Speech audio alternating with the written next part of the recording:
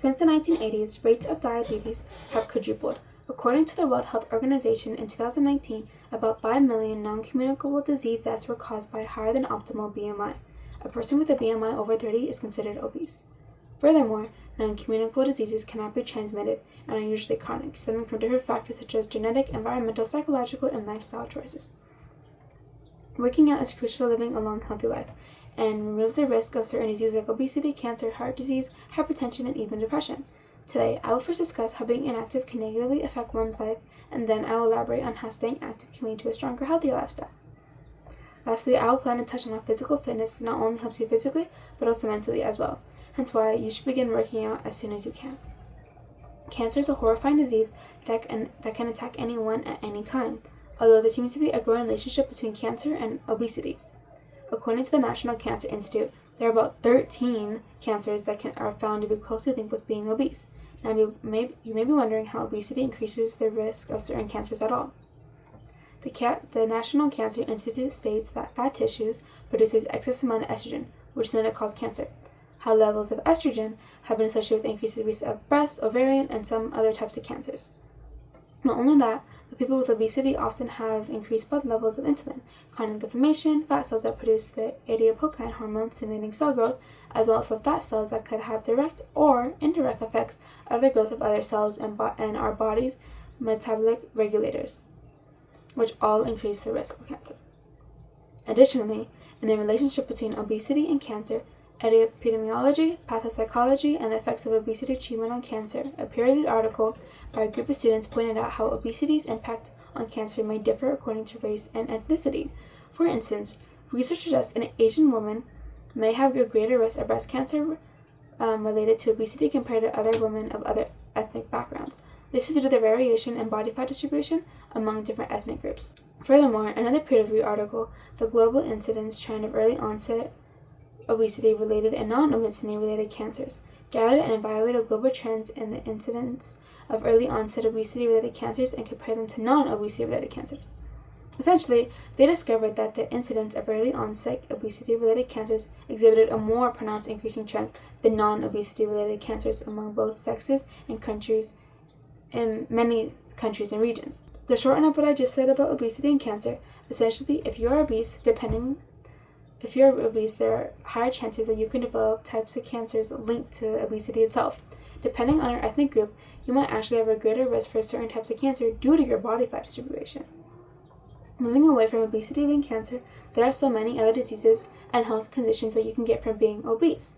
The Center for Disease Control and Prevention states that obesity leads to an increase in health risks or conditions such as high blood pressure and high cholesterol, which are all risks for heart disease. There's also stuff like type 2 diabetes, breathing problems like asthma, there's joint problems, gallbladder disease, and so much more. Now you may think that you're off the hook just from working out because you're not obese, but that's not true either. People who live an inactive lifestyle who aren't obese may face issues like depression, anxiety, as well as poor blood circulation, hormonal imbalances, and weaker bones. So it doesn't matter if you are obese or not, you should still be working out. Now, let's move on to a more positive note. Now that we have addressed the problems with living a sedentary lifestyle, let's examine the benefits of living an active one and how to start doing that. If you are a beginner wanting to start working out, consider what it is you want to start with. There are many ways to start working out, such as sports, simple walking, jogging, Pilates, weight training, and so much more. Even if you are a large person who thinks you cannot start at these, there's a quite famous and amazing man named Jesse Sand, who began working by simply flopping around his upper body for cardio as he weighed almost 700 pounds, but now he has lost about 350 pounds. Even walking for just 30 minutes a day will lower your risk for age-related diseases, as well as lowering for cognitive impairment diseases like dementia. It will also increase your mental health and improve sleep quality. According to the Very Well Health, one study found that walking 38 minutes a day decreased the risk of dementia by 20% when walking just at a brisk pace alone. Even if you're a busy dad and you don't think you have enough time to work out, maybe try engaging in physical activity with your kids or coworkers. I don't know. Maybe you want to work out, but you don't have the motivation. Find the motivation. Maybe it's for your kids. Maybe you want to live a healthier life for your kids and showcase a good example for them. Consider all the downsides previously mentioned of living a sedentary lifestyle, Let that fuel you to living a healthier lifestyle. If you want to start weightlifting but have no weights or can't afford a gym membership, find items at home that have equal mass and follow videos online. Do a quick and simple cardio workout for 10 minutes before bed. That's all it takes to jumpstart your continuous journey into physical fitness. Find people who will take this journey with you and will help motivate you into becoming a better person. Now, some people may not believe that working out will prevent obesity or other chronic diseases completely, but it's still an amazing step in the right direction.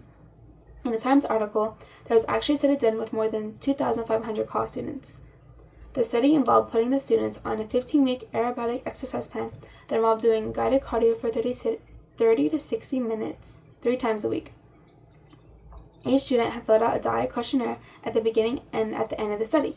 They were told not to change their eating habits while doing the study, but the ones who did properly follow the workout plan were found to be eating better than the ones who were not, so they did change their dietary needs, basically, or whatever they need, despite what they were told. Meaning, basically, the ones who were actively working out also began following a healthier diet overall.